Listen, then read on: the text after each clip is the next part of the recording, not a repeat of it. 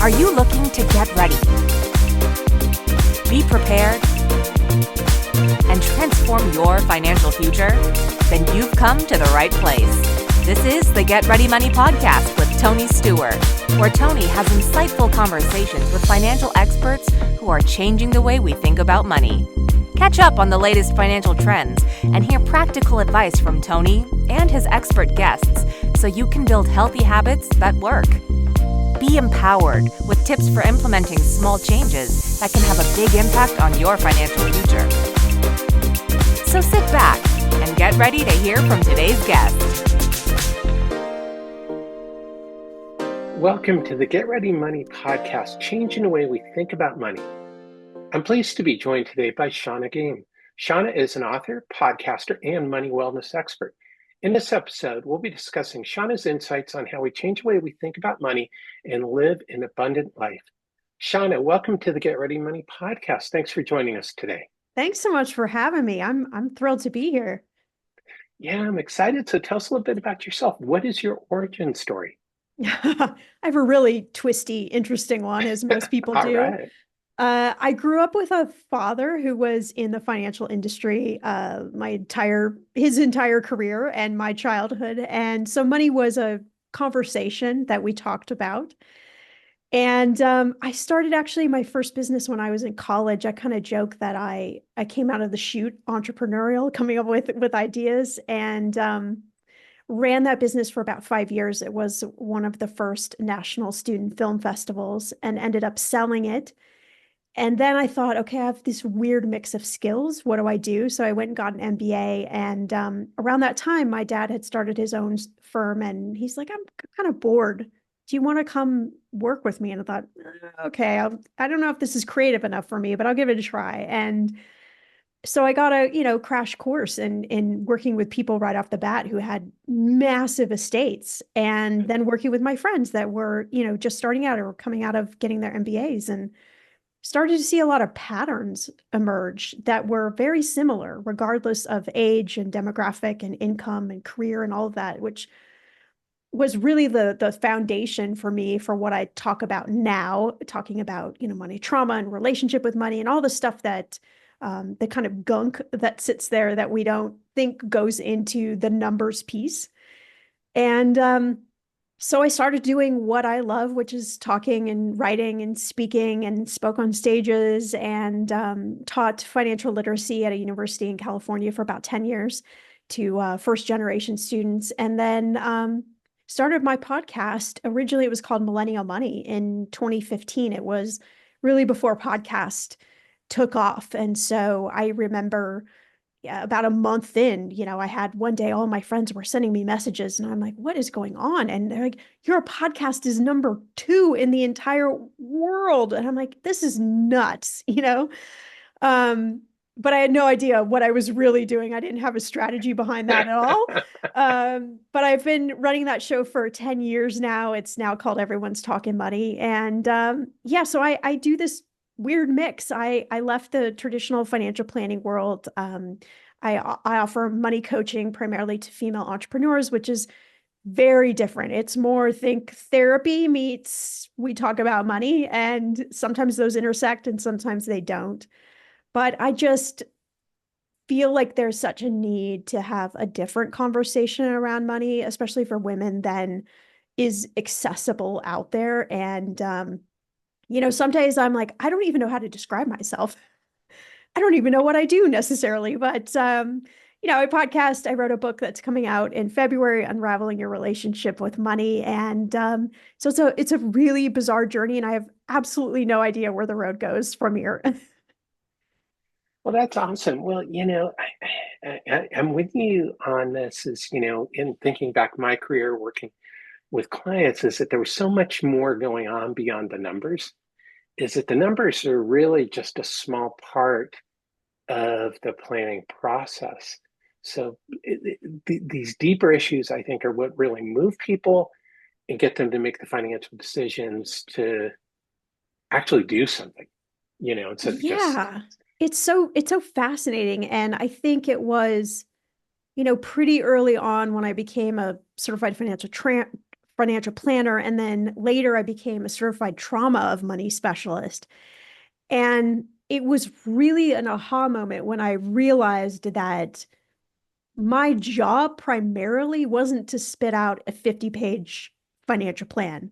My job was to help them figure out what the stuck piece was, why they were not able to get where they wanted to go, or, buy that house or save for retirement or take that vacation or what, like that piece became kind of my mission. And I learned that I couldn't approach that piece with numbers. That approach needed to be something completely different. And oftentimes client had no idea what I was doing. But that was sort of how I figured out, like, okay, there's another piece of this conversation that we need to be having that isn't just the math, because you can hand someone a financial plan and a month later they call back and say, well, this doesn't work, or it's not working for me. It's like, well, what have you done? Well, nothing. Why have you not done anything? And then, we start peeling back the onion layers of what's really going on. Yeah, 100%. And, as you mentioned this, I was thinking about what you said earlier about working with women, how women, in my mind, in client experiences, women tend to be definitely more focused on the goal itself, making sure they're comfortable in retirement, making sure their kids are taken care of. Do you think that's part of it, in the I conversation? I think so. And I also think that, it's a very like complicated history with women and money. We were left out of the conversation for a very long time. We still typically earn less than men. And if we look at, women of color, that's, even worse statistic. And I think we also picked up a lot of messaging around money that's confusing for us of, just be the good girl, like you know, don't stand up for yourself, don't ask questions. I think still even those of us that have careers, it's a weird, well, are we supposed to be moms or wives or run a career? Like it's all super messy. And from a lot of the women, I would say like 99% of the women that I've ever worked with, the first thing they say to me when I ask them, tell me what's going on with you and money is, I feel like I'll never have enough. There'll never be enough. And I hear that over and over and over and over and over again. And so I just feel like there's so much kind of balled up for women, particularly, that is difficult for them to even understand. What is it that they really want? Do they deserve to build wealth? Is that something they should be doing? Should we be advocating for the highest paycheck? Should we be doing this? Should we be doing that? And I think they're just stuck in a place because we don't talk about money very often, where they don't know what to do. So sometimes they don't do anything, or sometimes it's a super conservative version of that. I worked with one client who ran a super successful online business. I mean, hand over foot, she just made so much money. And when we looked under the hood, she had, a couple of $1 million sitting in a checking account. And you might think that's crazy, but she just didn't know what to do with it and was afraid to ask questions and thought, well, that's what women do. Like, we just keep it in the checking account. And, she needed some work on some trauma and some messaging and some beliefs she had that weren't her own, that were kind of keeping her stuck. But it's just, I think it's a really complicated thing to even figure out what the foundation is for most of us. Yeah, no, I agree. And, there are some firms that are starting to address this, or organizations. Elvest is definitely Yes. out there. Are you familiar with Invest for Better? Oh, Uh, yes. Yep. yeah. And so, for our listeners, of course, I'll put in links to both Invest for Better and Elvest. But, those are two organizations that I think, are taking on that issue. So hopefully, we'll see some differences uh, with I hope so. organizations starting to address this. So, let's talk a little bit about your book. What inspired you to write Unraveling Your Relationship with Money? I think I've been writing it for probably like 20 years in my head. So when I actually sat down to write it, it took about 2 or 3 months, super fast to get out. But I always wanted to write a book, but I didn't want to write a traditional money book or what I classify as that. There are plenty of amazing, great books out there. I wanted to write something that addressed, what we're talking about, this emotional feeling component, help people understand there is this thing of relationship with money, but the book is more like it's like memoir meets money, if you will. So I really just expose myself, my story. I talk about other people, of course, change their names, but I wanted it to be something that you could read and find yourself in there so that you didn't feel alone or you didn't feel like you made the worst mistake in the entire world or um, that you gave yourself maybe a permission slip to let some things go and maybe try something a little bit different. Yeah, no, I think that's so important. And it's interesting as I've interviewed female authors and male authors that quite often the female authors, their books about money are more their personal stories and how it relates, where the men are more, I don't know if technical is quite the right word, but Yes. mechanical, maybe that might be the better word. And so it's interesting because I think people relate to stories. So it's a great approach. And so that's exciting. Yeah, I've had a couple people that I've done interviews with who have asked me, are you nervous when the book comes out about people, really reading your story and your husband's story and other people's story? And I said, no, because I feel like that's my job as a financial expert is to show that even experts mess this stuff up. And there isn't one way. There isn't a giant checklist that you just follow. There isn't perfect way to do money, and that we carry so much anxiety and shame around money. And if I can be through my story and other people's story an example of how that keeps you stuck and the kind of freedom that you feel on the other side, and also to really showcase that like this is a journey, even the wealth building, right? This is a journey. We don't kind of hit a landmark usually and then stop. And the same thing around money is we're constantly inundated with these decision points and messaging and all sorts of things that kind of get in the way, and that's okay. Yeah, definitely. Well, I love that you say it's a journey because that makes me think of retirement. And what we're starting to see is now all these people who've done all this retirement planning, they reach retirement age and then they have a hard time spending, because it's like that's all we've been trained to do is like Mm. put money aside, save, save, save. And then you reach financial independence and it's like, okay, I don't, like you said, I don't want to run out of money. I don't know how to stop spending. I mean, to stop saving and to start spending. So it's really interesting that you point out that it is a journey because it doesn't stop at one point. It continues for the rest of our lives. That's such a good point, Tony. I'm glad you mentioned that because that really illustrates the emotional component of money and how, if it was just a form of, okay, we save to this amount and then we spend to this amount, if it was more robotic, we would all be doing that. We wouldn't need all these conversations about money and all these books and expertise. But it's that piece where, yeah, that person that's been their mission for many, many years is to get to that point. They get to that point, then there's an emotional component that, needs to be worked through of, okay, now it's okay to spend that money. Like we've gotten to this place. What are those beliefs and those myths and those blocks that are coming up that are, hindering that process? Because that should be an extraordinarily joyful time in your life. Like you've done the thing. Now you Yeah. just get to, enjoy it. So I actually find the same thing with people and emergency funds where they'll save and save for the emergency fund and then an emergency comes up and they need to spend the money. And there's so much guilt that they feel about dipping into that. I'm like, well, this is what it was called. It was called an emergency fund.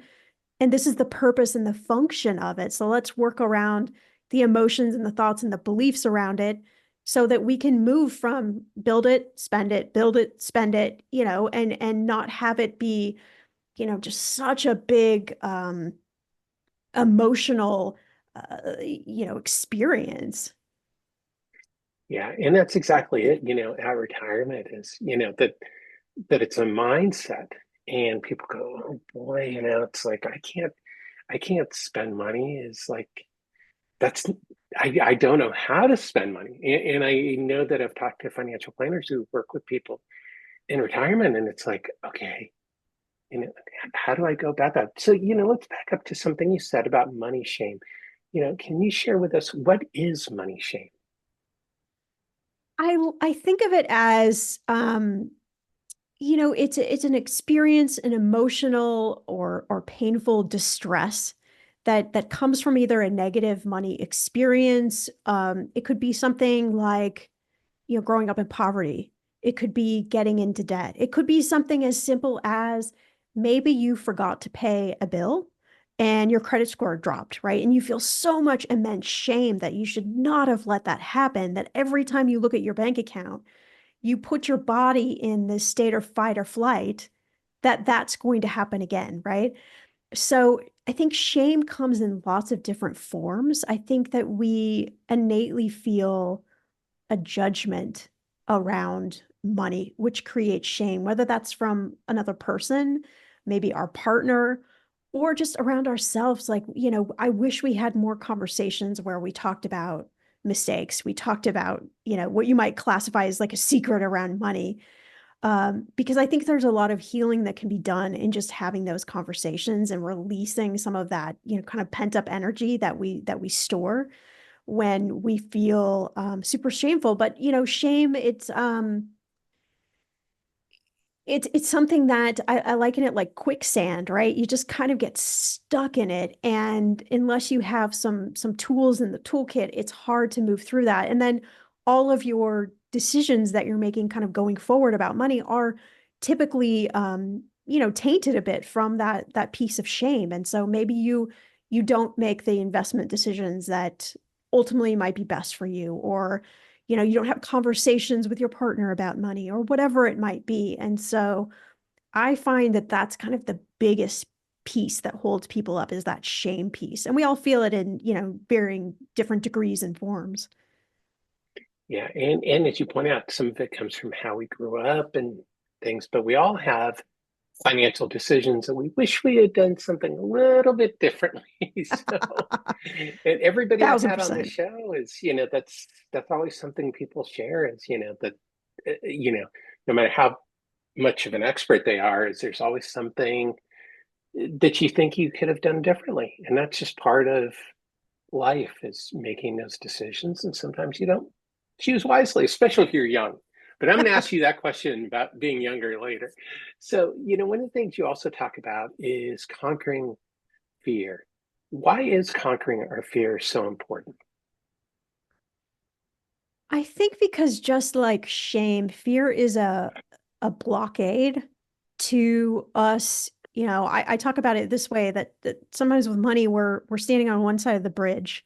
We really want to get to the other side of the bridge, but every time we try to cross it, we get stopped and we end up back on the previous side. And I think fear does that. It clouds our judgment. It clouds our ability to make clear-headed money decisions. Fear also stops us from asking questions of people who, you know, might have done something financially that they could coach us through, or, even questions of financial advisors. We don't want to feel dumb. We don't want to feel like we don't know what we're talking about. And so I think fear gets in the way, and it stops us from um, being able to interact with money in a way that is um, calm and ease. And I think if you think about like anything in your life where you felt a sense of fear, your decision making, your reactions, your actions, they're just not. They're probably not what you would choose if you were not in that state. But I think a lot of us, Tony, don't recognize that we're in fear, or that we're in shame, or like it can't possibly be something like that, right? Because I think for a lot of people, that feels almost too easy, that there has to be something more mathematical as the reason why we're not able to, get to the next place we want to get to financially. So I like to tell people if there's, I talk a lot about somatic. So that's just a fancy word for what's happening in your body. If you notice when you look at your bank app or when you have a conversation with someone or any sort of exchange around money and you feel something inside you, maybe your heart starts racing or your palms get sweaty or your shoulders get tense, maybe you might start being a bit defensive. That's usually the signal that there's something going on, whether it's fear, shame, trauma, judgment, something there. And what I like to talk about in the book is we don't give ourselves just a moment to like pause and from a non-critical place ask ourselves, okay, where is this coming from? Is this childhood? Is this like where is this coming from? Is it true? Does it need to be here? And do I need to let this be a part of this particular process? And so it's like that piece that we just don't do very often. We just kind of plow through. Definitely, definitely. And I think you said something in there that I want to make sure I emphasize is asking questions. Is most people don't want to ask questions because, as you point out, they're scared of being embarrassed or they feel like they should know something. And I think it goes back to even being the kid in school where the rest of the kids are like, don't ask any questions, or you feel like, you're going to be pointed out, singled out for being the kid who doesn't know something. And then we take that into our lives. And, I know from being in the insurance business, somebody will say, okay, what is a premium? Everybody talks about premiums, but I don't really know what a premium is. But you don't want to be the person who doesn't know what a premium is because everybody else seems to know what it is. And, I think that's such a core thing that we could do in the money world is just to help people. For me, that's what I'm really trying to do with my books and everything is to help people ask better questions. Because I think that's the key is to help people be curious about their money. Yes, I love what you're doing. And as you talk about is be curious about why you have that fear.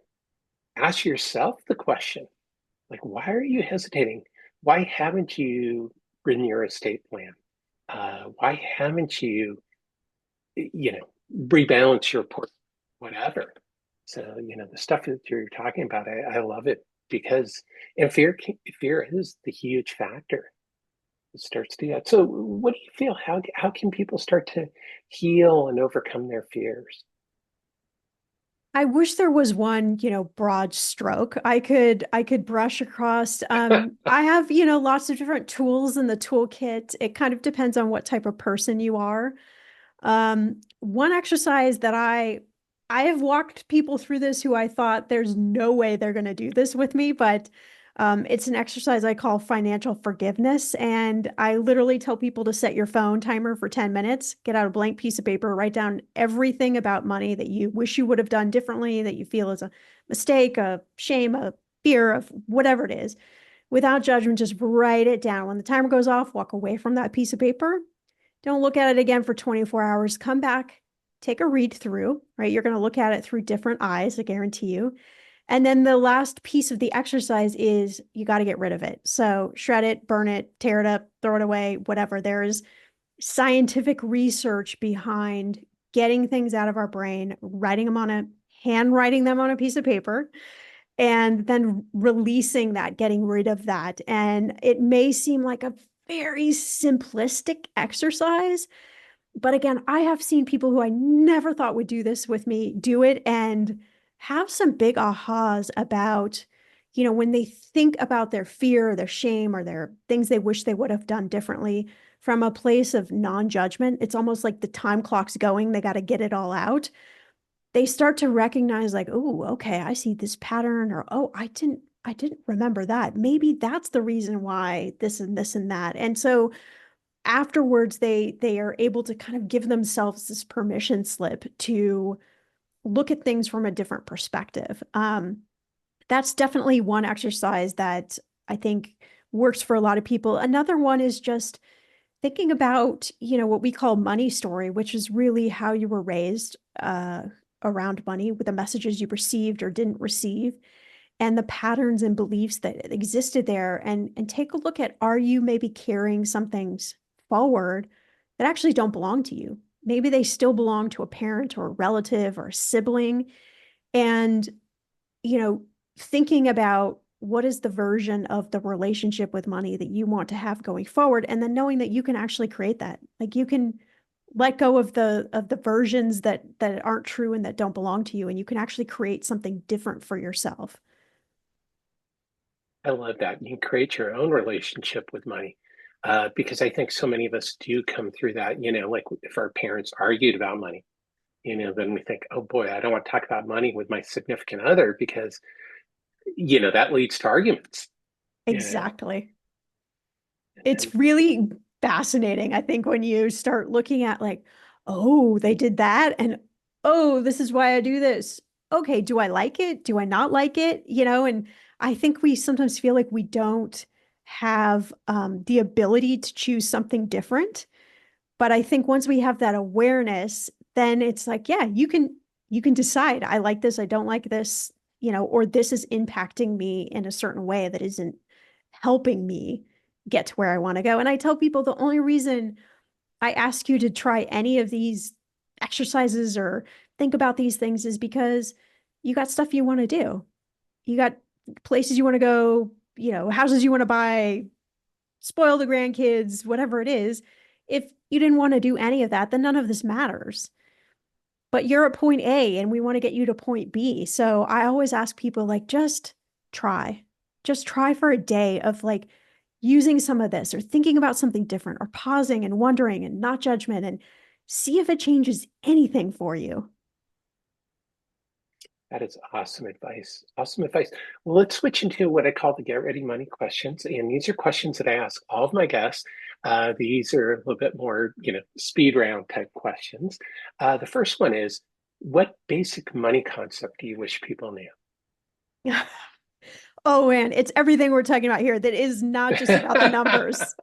The numbers are important, but it is not just the numbers. I love that. It's not just about the numbers. And I think people, that is so simple to say, but it's so hard to To put into implement. practice. But, it is the crux of the matter is the numbers are just really almost a side effect, and, for me, I liken it to just, it's a tool that you use to get the job done. And that's all money is it's a tool or a set of tools, and it's choosing the right tool. Um, so, what is one simple thing people can do each year to set themselves up for financial success? I am a long time dislover, if that is a word, of budgeting. I love to create a spending plan which feels more aspirational and takes into account your values, what you want to spend your money on. Really has you think about goals and looking at how you create the roadmap for your money from a different perspective. So I wish people did that more because there is so many gems that can come out in that process. So, when you say, so are you talking about a mindful spending plan then? Yeah, and I think the way we were taught budgeting is we write numbers down on a piece of paper and whatever happens, happens. And we get to the end of the month where we say, this doesn't work, let me throw this out.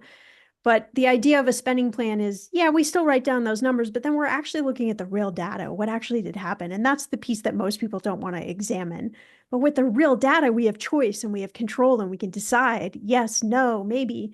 And that's really the power I feel, the super secret power to being able to build wealth. Yeah, I love that. And yeah, budgeting is kind of like dieting.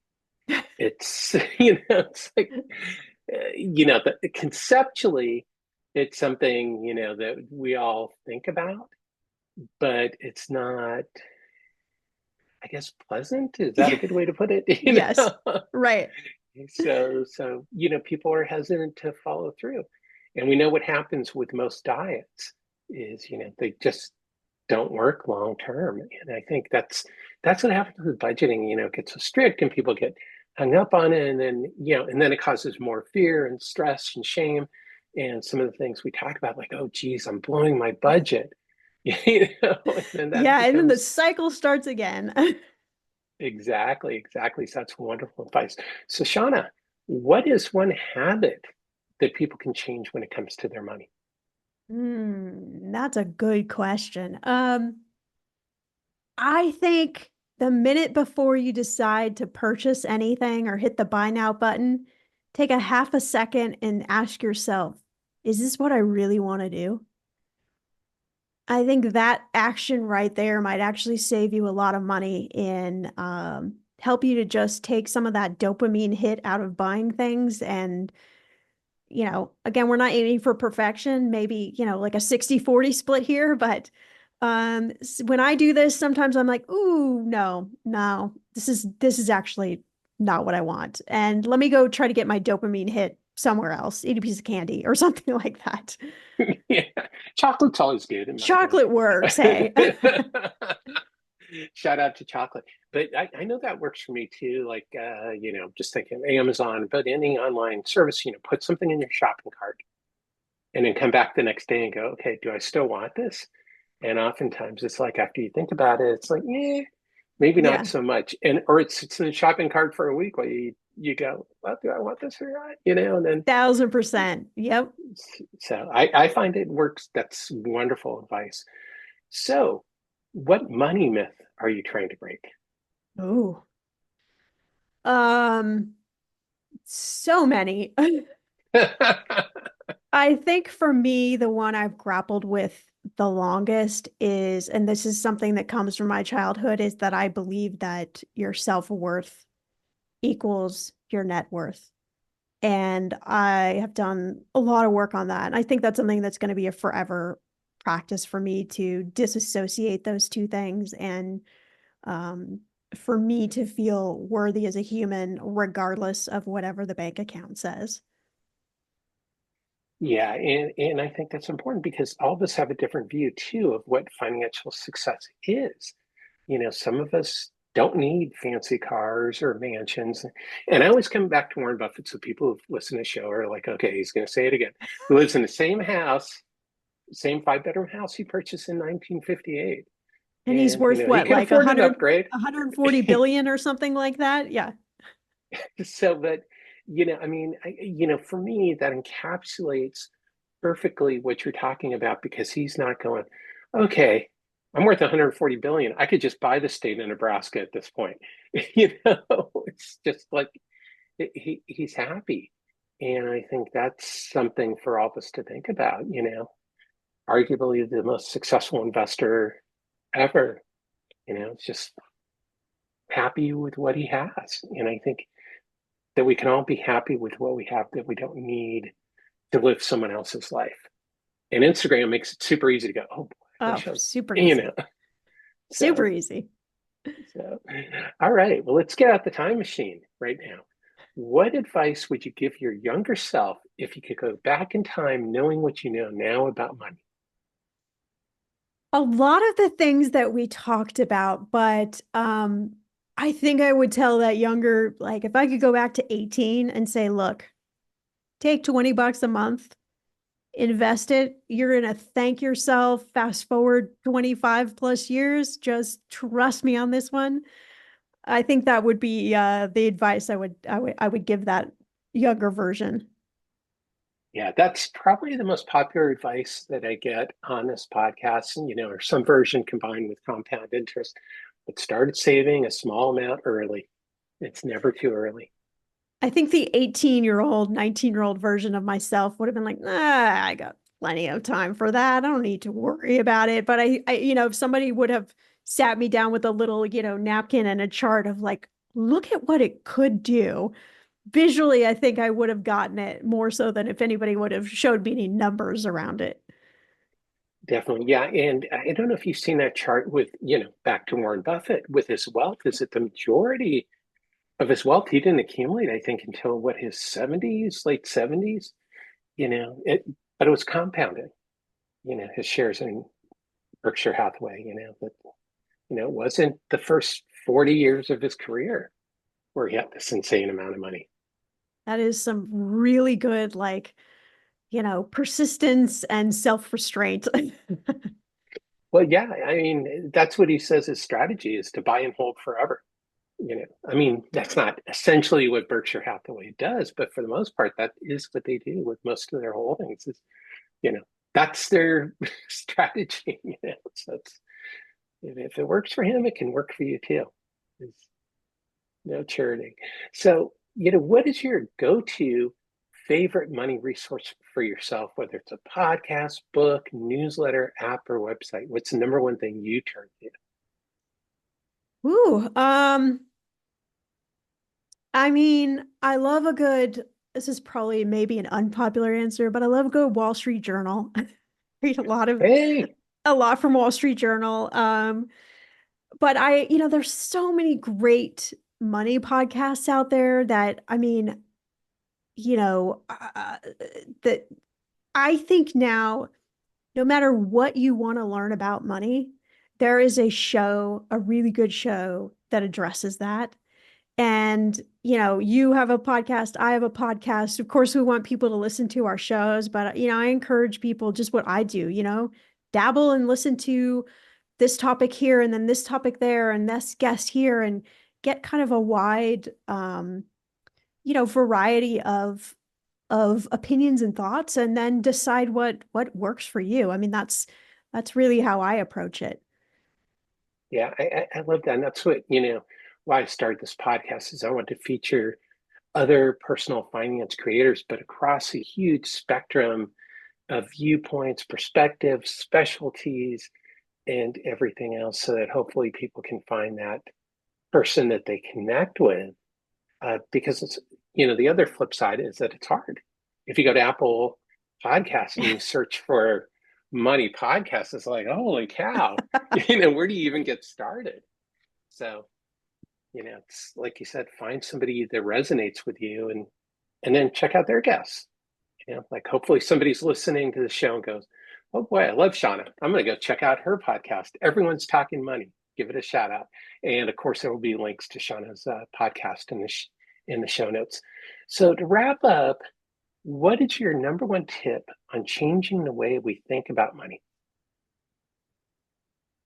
Oh, you have some great questions here. I think the number one tip is to do some of the work we talked about of thinking about what is that block? Where does that come from? But do that from a really non-judgmental place. We judge ourselves way too much around money. So I like to tell people, like, think of yourself as a detective and you're trying to solve this mystery and take it almost from an outside perspective. And the reason you do this is because, just like I talk about in my book, we want to unravel all this gunk so that you can get to the place, the life, the retirement portfolio, whatever it is that you want to get to. So I think, take some time, think about these things, and then think about, well, where does this come from?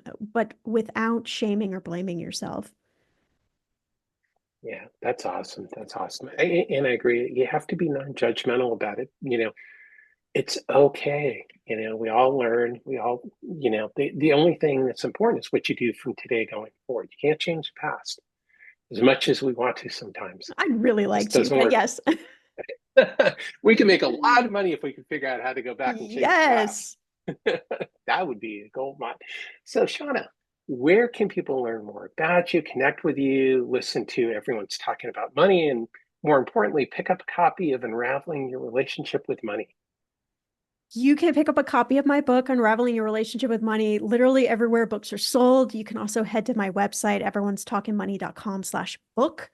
I've got some great freebies there for anybody who wants to pre-order a book. My podcast you can listen to wherever you're listening to this show right now. It's Everyone's Talking Money. We have over 1,200 episodes, something crazy like Wow. that, 1,300. So there's definitely something for everyone. And yeah, I would love to continue this conversation with everyone listening. That's awesome. And as always, for everybody watching and listening, there'll be all of these links in the show notes so you can connect with Shannah. You can check out the Everyone's Talking Money podcast and find out where to pick up Unraveling Your Relationship with Money. So, Shannah, thank you very much for joining me today on the Get Ready Money podcast. Thanks for having me. Yeah, this was a lot of fun. And as always, thank you everyone for tuning into this episode of the Get Ready Money podcast. If you learned something today to change the way you think about money, please be sure to subscribe and to tell a friend. Until next time, let's change the way we think about money.